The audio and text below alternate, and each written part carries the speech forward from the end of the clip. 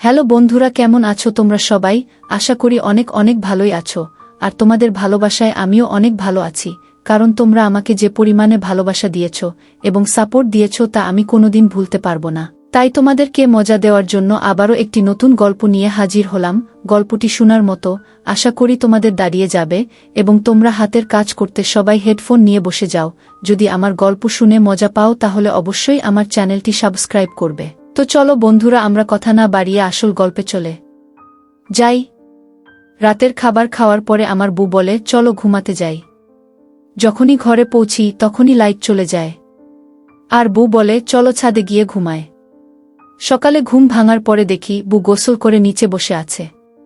আমি অবাক হয়ে ভাবতে থাকি, আমার সাথে এইসব কি হচ্ছে। একদিন আমি ঘরে ক্যামেরা দিয়ে দিই আর নিজে ছাদে ঘুমাতে চলে যাই। পরের দিন ঘুম থেকে উঠে আমি ক্যামেরা দেখি, তখন আমি অবাক হয়ে ওখানেই পড়ে যাই। আমার ঘুমিয়ে যাওয়ার পর আমার বউ নিচে এসে আমার নাম খালিদ। আমার কাকা নিজের মেয়ের সাথে আমার সম্পর্ক তৈরি করতে চাইত। আমার মা বাবা এই পৃথিবীতে ছিল না, আমার কাকাই আমাকে বড় করেছিল। কিন্তু তারপর আমি নিজের জন্য একটা ছোট ঘর বানিয়ে নেই আর সেখানে থাকতে শুরু করি, কারণ কাকার ঘরে আমি বিরক্ত হয়ে গেছিলাম। তার সুন্দরী একটা বড় মেয়ে ছিল, সে আমার বিয়ে তার বড় মেয়ের সাথে দিতে চাইত, যে অনেক বেশি মোটা ছিল আর তার ওজন অনেক ছিল। সেই জন্য আমি না বলে দিই, সে কোনো ব্যাপার না, তোমার নিজের স্বাধীনতা আছে। কিন্তু আমার বন্ধু বলতো, তুমি বারণ করে ভালো করনি। সে তার মেয়ের বিয়ে তোমার সাথে দিতে চাইত, হয়তো সেই জন্যই তোমাকে এতদিন সে তার নিজের বাড়িতে রেখেছিল। তুমি নিষেধ করে তাকে দুঃখ দিয়েছ। তার এই কথাটা নিশ্চয়ই খারাপ মনে হয়েছে, কিন্তু এমন মনে হতো না, কারণ কাকা নিজে আমার জন্য একটা মেয়ে খুঁজেছিল যার সাথে আমার বিয়ে দিয়ে দেয়া। মেয়েটা তো অনেক বেশি সুন্দর ছিল। যখন আমাকে মেয়েটার ছবি দেখানো হয় তখন আমি সাথে সাথে হ্যাঁ বলে দিই। আমি বললাম, বিয়ের কাজকর্ম প্রস্তুতি নিয়ে আমি অনেক বেশি কথা বলতে পারবো না। আমি চাকরি করতাম, সেই জন্য বিয়ের সব খরচ তো আমাকেই দিতে হবে। কিন্তু সবকিছু দেখাশোনা আমার কাকা করেছিল। সবকিছু হয়ে গেল, আমরা অনেক ধুমধাম করিনি। মেয়ের পরিবারও শুধু তার বাবা ছিল। বিয়ের নিয়ম হয়ে গেল আর আমি আমার বউকে নিজের বাড়িতে নিয়ে আসি। আমার বউয়ের নাম রোকিয়া ছিল। সে অনেক সুন্দরী আর কম বয়সে ছিল। তার সাথে নতুন জীবন শুরু করে আমি অনেক খুশি ছিলাম। আমি মনে মনে ভেবেছিলাম, অনেক ভালো বউ পেয়েছি আমি। আমাদের বাড়িতে 2টা ঘর ছিল, কিন্তু বাড়িটা তেমন একটা বড় না। উপরের ছাদ খোলা ছিল। 2 ঘর ছিল, কিন্তু ছাদের উপরে কোনো ঘর ছিল না। যখন রাতে আমাদের খাবার খাওয়া হয়ে যেত তখন আমার বউ বলতো যে, চলো এইবার শুয়ে পড়ি। কিন্তু আমাদের ঘুমানোর সময় এমন ছিল, যখনই আমরা ঘুমাতে যেতাম তখনই লাইট বন্ধ হয়ে যেত, তাও আবার 2 ঘন্টার জন্য। আমাদের বিয়ে গরমকালে হয়েছিল। বন্ধ ঘরে এমন মনে হতো যেন প্রাণটাই বেরিয়ে যাবে। এই সময় পাকা দিয়ে হাওয়া খাওয়ার মতো পরিস্থিতি আমার ছিল না। এমন অবস্থায় শুধুমাত্র পাখায় থাকা খুবই কষ্টকর ছিল। একদিন বউ বলল, চলো ছাদে গিয়ে শুই। তখন আমি বললাম, ঠিক আছে। সে এই কথা বিয়ের 2 সপ্তাহ পর বলেছিল, পর্যন্ত সে কিছুই বলেনি। সেও অনেক সহ্য করেছিল। নতুন বউ ছিল, এই জন্য হয়তো ভাবত আমি এরকম কথা বললে আমার স্বামী কি ভাববে। আমার স্বামী হয়তো এটাও ভাবতে পারে যে নাটক করছে। কিন্তু তারপরে সেও বলে, আমার গরম লাগে অনেক, আমাদের ছাদে যাওয়া উচিত। আমরা গিয়ে শুয়ে পড়ি। ছাদের উপরের আবহাওয়া সত্যিই অনেক ভালো ছিল। আমি সকালে চোখ খুলে দেখি বউ পাশে নেই। আশেপাশে দেখি, এই 2 সপ্তাহ তো একদিনও সে এত তাড়াতাড়ি ঘুম থেকে উঠেনি, তাহলে আজ এত তাড়াতাড়ি কি করে উঠে গেল?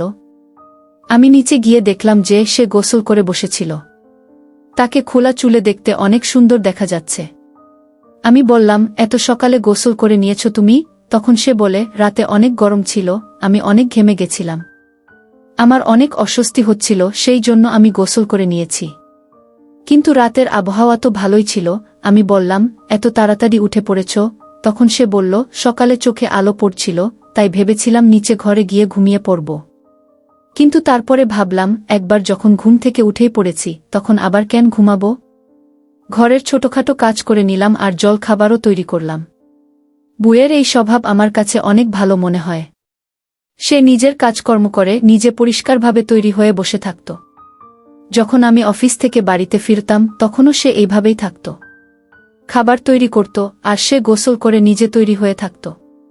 না হলে বুড়া তো সারাদিন ঘরের কাজ করে, আর যখন স্বামী কাজ থেকে ফেরে তখন বুড়া তো কাপড়ও পরিবর্তন করে না। তাদের শরীর থেকে রান্না করার মশলার গন্ধ বের হয়। কেউ তার সাথে কথা বলে যে সারাদিন ঘরের কাজ করলে সেই মানুষের এমনি অবস্থাই হয়। এখন তুমি কি চাও আমি ঘরের কাজ করব না আর সুন্দর করে সেজে বসে থাকব? আমার বউ এমনিতে অনেক ভালো ছিল, কিন্তু মাঝে মাঝে ভুলও করে ফেলত। তবে সে তার ভুলের মধ্যে হেসে তার ভুল লুকিয়ে দিত। যেমন খাবার বানাতে তার ভালো মনে হতো না। হাতের তৈরি খাবার আমার একদম ভালো মনে হতো না, কিন্তু আমি সহ্য করে নিতাম। পরের দিন লাইট বন্ধ হয়ে যায়, আমার বউ বলে, চলো উপরে যাওয়া যাক, নিচে তো লাইট নেই আর আমারও ঘুম আসছে না। আজ আমি তাকে বলি যে লাইট চলে আসবে, চিন্তা করো না। কিন্তু 1 ঘন্টা পার হয়ে যায়, 2 ঘন্টা পার হয়ে যায়, 3 ঘন্টাও হতে লাইট আর আসে না। তখন আমি বউয়ের কথা মেনে নিই। আমার নিজের উপরে লজ্জা হচ্ছিল এই ভেবে যে আমি তার ঘুম নষ্ট করে দিয়েছিলাম আর 1.5 ঘন্টা তাকে অপেক্ষা করাই। আমরা ছাদে চলে এলাম, বিছানা করে ঘুমিয়ে গেলাম। সকালে উঠি, তখন আবারও আমার বউ পাশে ছিল না। আমি তাকে বললাম, রাতে তো কত দেরি করে ঘুমিয়েছ, আজ তো একটু ঘুমাতে পারতে। তখন সে বলে, আমার অভ্যাস হয়ে গেছে সকালে তাড়াতাড়ি ওঠার। তাকে দেখে ক্লান্ত মনে হচ্ছিল। আমি তাকে জিজ্ঞাসা করলাম, শরীর ঠিক আছে তো? সে বলে, একটু ক্লান্ত মনে হচ্ছে। সে সকালে জলখাবারও খায়নি। আমি তাকে জিজ্ঞাসা করি, কোনো খুশির খবর আছে নাকি? তখন সে বলে, না, এমন কিছু নয়। এইভাবে খুশির খবর হয় নাকি? আমি তাকে বলি, আজ তো বিয়ের প্রথম মাসেই মানুষকে খুশির খবর শুনিয়ে দেয়া। আর আমিও এটাই চাই যে আমাদের প্রথম সন্তান তাড়াতাড়ি এই পৃথিবীতে চলে আসুক। দ্বিতীয় সন্তান কিছু সময় পরে নেব, যাতে তুমি আরাম করার সময় পাও আর প্রথম সন্তানের দেখাশোনাও ভালোভাবে হবে। আমার বউয়ের আমার এইসব কথায় কোনো রকম গুরুত্ব ছিল না, সে শুধু আমার কথায় মাথা নাড়াচ্ছিল। কিন্তু তাকে তো খুশি হওয়ার কথা। এটা তো আমাদের জীবনের সবচেয়ে বড় খুশি, সন্তানের ব্যাপারে ভাবা আর প্ল্যান বানানো। মানুষের প্ল্যান বানানো সবসময় মানুষের হাতে থাকে না, ভগবানের তৈরি করা প্ল্যান থাকে। সবসময় সেটাই হয় যেটা ভগবান আগে থেকে আমাদের জন্য ঠিক করে রাখে। পরের দিন আমি আমার বউকে বাপের বাড়িতে রেখে আসি। সে বলে আমাকে সন্ধেবেলায় এসে নিয়ে যাবে। দুপুরে আমি আমার বন্ধুর সাথে ছিলাম। যখন আমি আমার বউয়ের বাড়ির পাশ দিয়ে যাচ্ছিলাম, তখন বন্ধুকে বললাম, এটা তোর বৌদির বাড়ি। তখন সে বলে, এটা তো হামিদ সাহেবের ঘর। আমি বললাম, হ্যাঁ, কেন? তুমি তাকে চেনো? তখন সে বলল, হ্যাঁ জানি, কারণ এরা ভালো লোক নয়। আসলে তার যে বউ ছিল, হামিদ সাহেবের বউ, মানে তোমার বউয়ের মা, সে আগে কারো সাথে পালিয়ে গেছিল। তুমি তার মেয়ের সাথে বিয়ে করেছ। আমি এই কথা শুনে আশ্চর্য হয়ে গেলাম। আমি বললাম, হ্যাঁ, এটা তার মেয়ে, মানে তোমার বৌদি। কিন্তু আমি এ ব্যাপারে কিছু জানতাম না, আর আমার কাকাও তো এই ব্যাপারে আমাকে কখনো কিছু বলেনি। আমার বউ আমাকে কখনোই কিছু বলেনি এই ব্যাপারে। বউয়ের না বলার কারণটা তো আমি বুঝতে পারলাম, নিজের দিকেও কখনো টক বলে না। সে বলতেও চাইবে না যদি কোনোদিন আমি তার সাথে এই ব্যাপারে ঝগড়া করি, যদি আমি তাকে এই ব্যাপারে কথা শোনাই। কিন্তু কাকার তো জানা উচিত। তখন আমার বন্ধু বলে, এই ব্যাপারে সবাই সবকিছুই জানে, সব এলাকা। আর তোমার কাকা তো এই এলাকায় বিগত 30 বছর ধরে থাকে, সে নিশ্চয়ই জানে। তার তোমাকে বলা উচিত ছিল। সে তোমার সাথে প্রতিশোধ নেয়নি তো? তুমি তার মেয়েকে বিয়ে করতে রাজি হওনি বলে। তাদের বাড়িতে সম্বন্ধ করার কথা তো কেউ ভাবতেও পারে না, কারণ তারা ভালো নয়। আমার বন্ধুর কথা আমার খারাপ মনে হচ্ছে। একে তো সে আমার কাকার উপর বদনাম করছিল, আর দ্বিতীয়ত সে আমার বউয়ের বাপের বাড়ির লোকেদের ব্যাপারে এরকম বলছিল। আমি তাকে বলি, আমার এলাকায় কোনো কথা বাতাসের গতিতে ছড়িয়ে পড়ে, আর যে সমস্ত কথা ছড়ায় তার বেশিরভাগ মিথ্যেই হয়। আর যদি সেই মহিলা পালিয়েও যায়, তাতে বাকিদের দোষ কোথায়?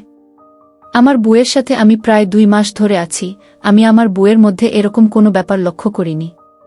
এমনকি আমি তাকে একা রেখেও যাই, কিন্তু তারপরও আমি এমন কোনো কিছুই দেখিনি। মা এমন করেছে বলে মেয়েও যে এমন করবে তার তো কোনো মানে নেই।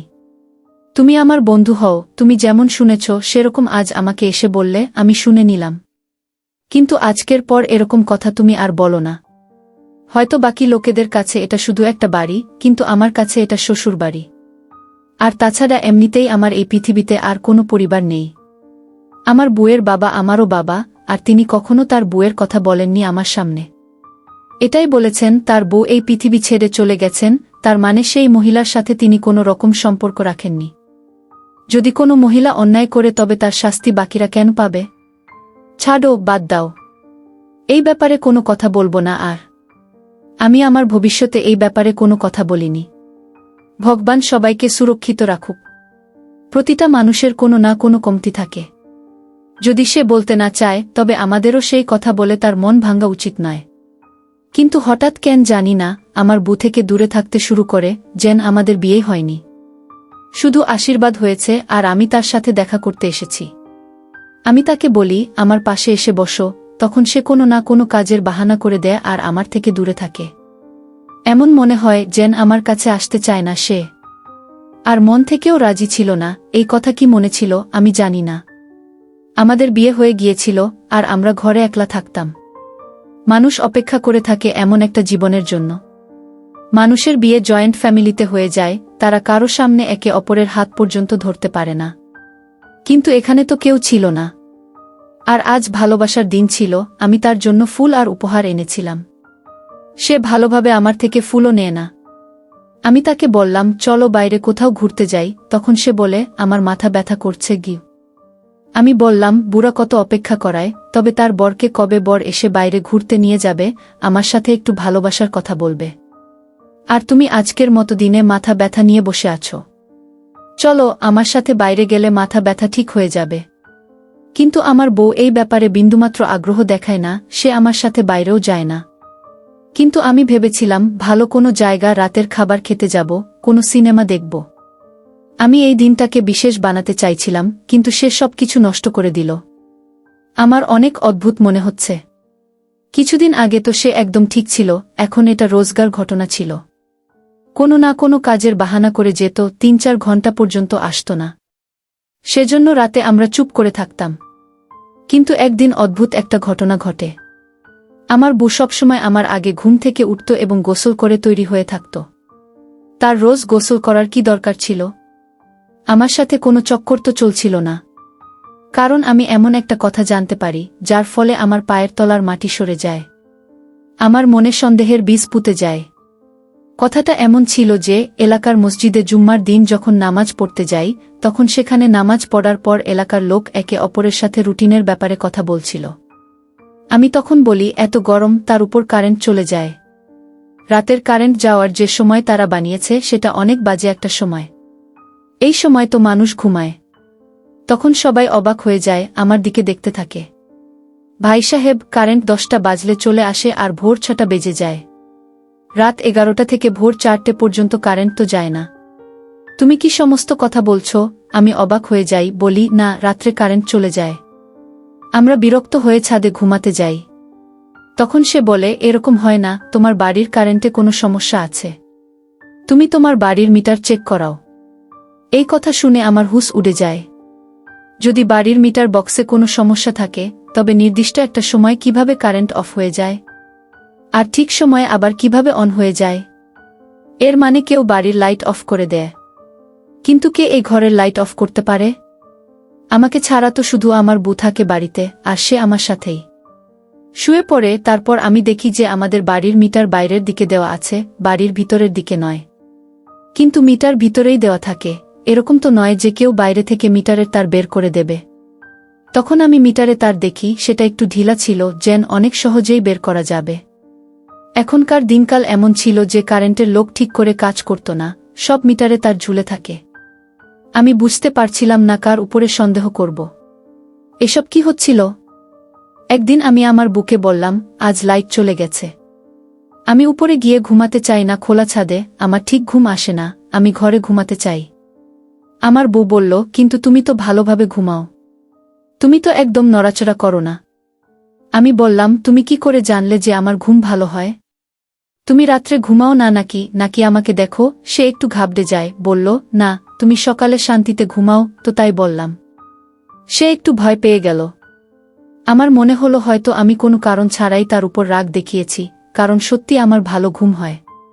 কিন্তু তারপর আমার একটু গন্ডগোল মনে হচ্ছিল। সব এলাকার লাইট বন্ধ হতো না, তাহলে আমার বাড়িতে কেন লাইট বন্ধ হয়ে যেত? কে আমার বাড়ির লাইট বন্ধ করে দিত? আমি আমার বন্ধুর সাহায্য নিয়ে যে সিসিটিভি ক্যামেরা বসানোর কাজ করত আমার বুকে তার বাপের বাড়িতে পাঠিয়ে দিই। আর ঘরে একটা ক্যামেরা বসিয়ে নিই। একটা আমার শোয়ার ঘরে বসায়, একটা সিডির কাছে আর একটা মিটারের কাছে। আমি এই সত্যি জানতে চাইতাম। এই কথা আমি অন্য আর কাউকে বলিনি। ঘরেও লুকিয়ে ক্যামেরা বসিয়েছিলাম। আমি রাতের অপেক্ষা করছিলাম। কিন্তু রাত্রে আবার একই ঘটনা ঘটল। খাবার খাওয়ার পরেই কারেন্ট চলে গেল আর আমরা শোয়ার জন্য ছাদে চলে আসি। শান্তিতে রাত পার হয়ে যায়।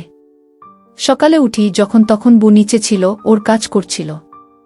আর আমি ভিডিওর জন্য বন্ধুর কাছে চলে গেলাম। সে ভিডিও বের করে আমার ফোনে দেয়। এখন শুধু আমি দেখতে চাই যে রাত্রে কি হয়েছিল। কিন্তু যখন আমি ভিডিও দেখি তখন আমার পায়ের তলার মাটি সরে যায়। কারণ ভিডিওতে দৃশ্য কিছুটা এরকম ছিল, যখনই আমরা ঘুমাই, মানে যখন আমরা ঘরে যাই, তার 5 থেকে 10 মিনিট পরে কেউ মিটারের তার বের করে দেয়। সেই মানুষটা তার মুখ ঢেকে রেখেছিল আর সে আশেপাশে দেখছিল। তারপর সিডির ভিডিও দেখলাম। যখনই আমরা ছাদে গেলাম, আমি আগে ছিলাম, সেজন্য আমি পিছনে ঘুরে দেখিনি। আর আমার বুকে চিন্তিত মনে হচ্ছিল, সে আশেপাশে দেখছিল।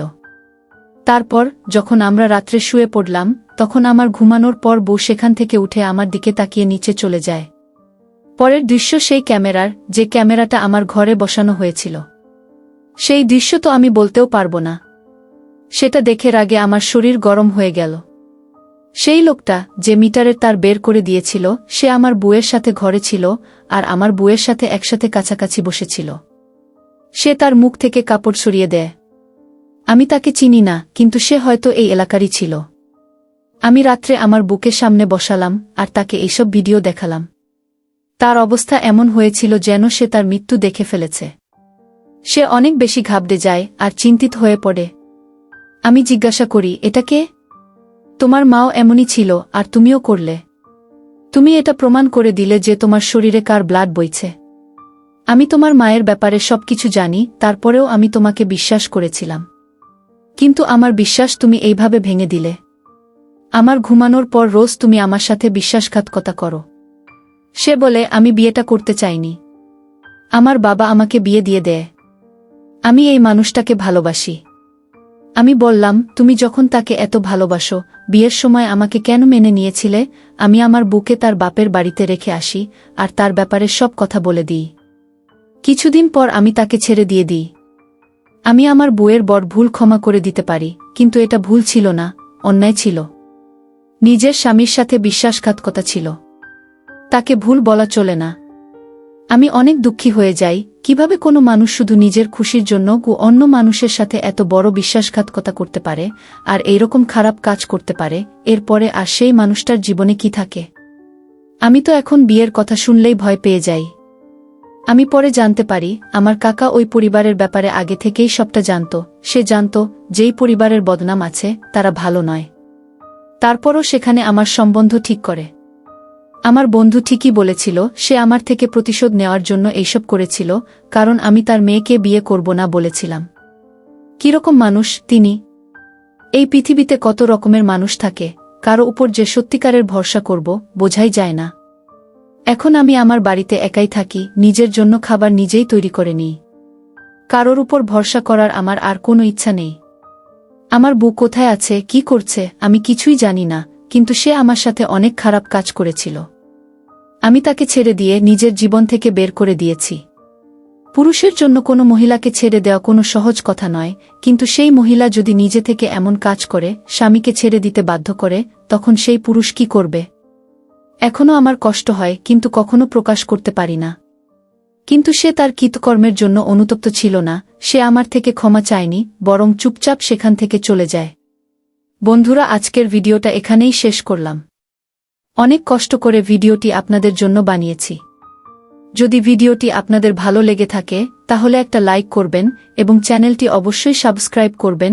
এই আশা ব্যক্ত রেখে আপনাদের কাছ থেকে বিদায় নিচ্ছি আমি। দেখা হবে আগামীকালের নতুন কোনো ভিডিওতে। সে পর্যন্ত সবাই ভালো থাকুন, সুস্থ থাকুন। ধন্যবাদ।